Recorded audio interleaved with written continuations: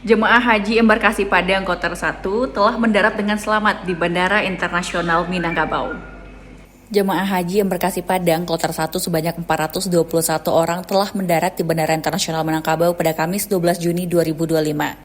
Rombongan jemaah haji ini mendarat pada pukul 18.40 waktu Indonesia Barat.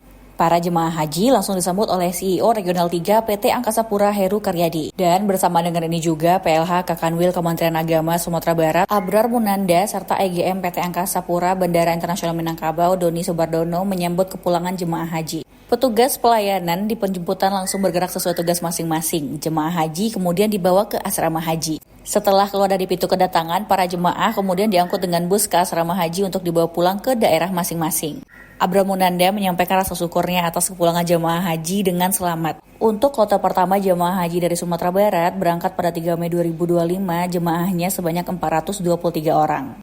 Namun yang ikut penerbangan pemulangan pertama Kamis malam kemarin itu sebanyak 421 orang. Tapi dari banyaknya rombongan, terdapat 2 jemaah haji yang terpaksa ditunda jadwal kepulangannya karena sakit beberapa saat sebelum take off dari Bandara King Abdul Aziz Jeddah. Dan untuk selanjutnya, kedua jemaah dijadwalkan pulang bergabung dengan rombongan kloter 2 Embarkasi Padang.